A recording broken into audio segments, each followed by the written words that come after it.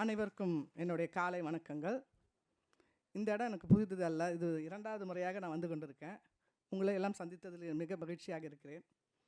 Department of criminology and criminal justice science collaboration with the national cyber security research council நடத்தி கொண்டிருக்கின்ற இந்த கருத்தரங்கத்துக்கு நானும் இதில் கலந்து கொள்ள வாய்ப்பு தந்த என்னுடைய நண்பர், எல்லா விதத்திலும் எனக்கு உறுதுணையாக இருக்கக்கூடிய காளிராஜ் அவர்களுக்கு என்னுடைய நன்றியை தெரிவித்துக் கொள்கிறேன்.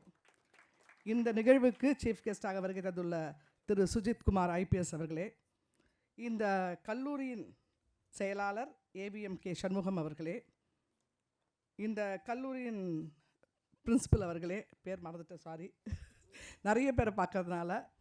ஸோ இங்கு வந்திருக்கின்ற மாணவ செல்வங்களே, இது ரொம்ப முக்கியமான விஷயம் இன்றைக்கி நடைபெற்று கொண்டு இருக்கிறது.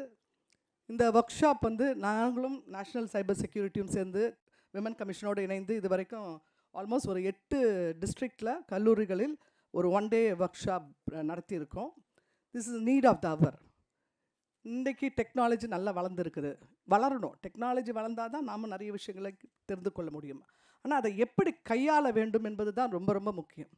இன்றைக்கெல்லாம் நானே ஏதோ பேசிட்டு போயினேன்னா அதில் சிலதை காப்பி பேஸ்ட் பண்ணிவிடுவாங்க. ஸோ அந்த அளவு விஞ்ஞானம் வளர்ந்துருக்கிறது, டெக்னாலஜி வளர்ந்துருக்கிறது. ஸோ அதை எப்படி ஹேண்டில் பண்ணணுன்றதுக்காக தான் நாங்கள் வந்து நேஷ்னல் சைபர் செக்யூரிட்டியோடு சேர்ந்து இந்த ஒர்க் ஷாப் நடத்தினோம். ஏன்னா குறிப்பாக கல்லூரி மாணவர்கள் யாராக இருந்தாலும் இந்த சைபர் க்ரைமில் மாட்டிக்கிறாங்க. நிறைய morphing you know everyday you see இந்த டிவி என்ன நிறைய எத்தனை கேசஸ் வருது தெரியும். எங்களுடைய கமிஷனுக்கு ரெகுலராக at least we get 10 to 12 cases all over Tamil Nadu. Because some of them are aware, they have the awareness that we have a commission. நிறைய பேருக்கும் தெரியாது. ஏன் இதை சொல்கிறேன்னா, இன்றைக்கு பெண்கள் நிறைய பாதிக்கப்பட்டிருக்கிறார்கள் இந்த டெக்னாலஜினால். சாதாரணமாக பேசுகிறதையே வந்து எடுத்து வச்சு இல்லாட்டி அவங்க ஃபோட்டோஸை வச்சு மாஃபிங் பண்ணி அவங்க வாழ்க்கையை ஒரு த்ரெட்டாக கொண்டு போகின்ற நிலைமையில் இருக்கிறது. அதான் நான் ஒவ்வொரு கல்லூரிகளுக்கும் போகும்போது இது வரைக்கும் 4 ஆண்டு காலமாக நான் வந்து மகளிர் ஆணையத்தின் தலைவராக இருந்து கொண்டிருக்கிறேன். 2வது முறையாக மாண்புமிகு முதலமைச்சர் அவர்கள் திரும்பியும் என்னை வந்து நியமனம் பண்ணியிருக்காங்க. இது வரைக்கும் ஒரு 40,000 கல்லூரி மாணவிகளை நான் சந்தித்திருக்கேன் 4 ஆண்டு காலத்தில். நான் அவங்களோட இன்ட்ராக்ஷன் தான் பண்ணுவேன், பேசலாம் மாட்டேன்.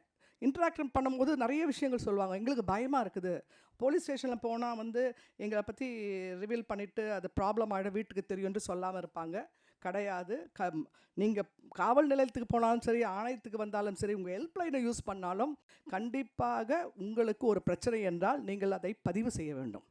பயந்துட்டு ஏன் ஆம்பளை பசங்களும் மாணவர்களுக்கும் நிறைய பிரச்சனைகள் இருக்குது, மாணவிகளுக்கு மட்டுமல்ல.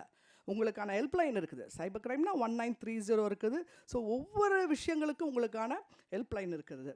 இப்போ கூட நான் நினைக்கிறேன் ஒரு 6 மாதத்துக்கு முன்பு நம்முடைய கமிஷனர் அருண் ஐபிஎஸ் அவர்கள் ஆட்டோவில் வந்து QR ஸ்கேன் கோடு வந்து போட்டாங்க. ஏன்னா சேஃப்டி ஆஃப் த விமன், ஏதாவது ப்ராப்ளம் இருந்தால் தே கேன் ஜஸ்ட் ஸ்கேன் இந்த ஆட்டோவில் அந்த QR கோடு இருக்கும். ஸ்கேன் பண்ணால் எனி ப்ராப்ளம் இந்த நியர்பை பெட்ரோலிங்கில் இருக்கவங்க வந்து உடனே அவங்கள ரெஸ்கியூ பண்ணுவாங்கன்ட்டு.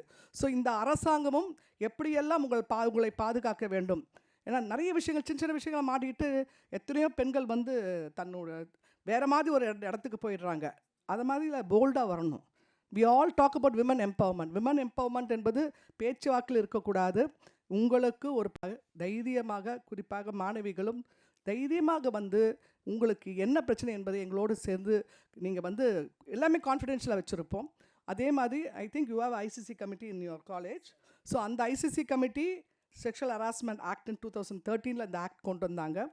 காரணம், வேலை செய்கின்ற இடத்தில் பணியிடத்தில் பெண்களுக்கு பாலியல் துன்புறுத்தல் இருக்கக்கூடாதுக்காகவே இந்த ஆக்ட் கொண்டு வந்தாங்க. இந்த அரசாங்கம் 10 பெண்களுக்கு மேல் பணிபுரிகின்ற இடத்தில் கண்டிப்பாக இந்த ஐசிசி கமிட்டி இருக்கணும்னு சொல்லிட்டு நாங்கள் தமிழ்நாடு முழுக்க ஒவ்வொரு டிஸ்ட்ரிக்ட்லையும் சமூக நலத்துறை வந்து அங்கே கலெக்டர் தலைமையில் ஐசிசி கமிட்டி பண்ண வேண்டும் என்று உறுதியாக அதை பண்ணி கொண்டு இருக்கிறோம். உங்கள் கல்லூரியும் இருக்குது, அதுக்கு ஒரு கமிட்டி இருக்கும். பாலியல் துன்புறுத்தல் வந்தால் அந்த கமிட்டியில் நீங்கள் பதிவு செய்ய வேண்டும்.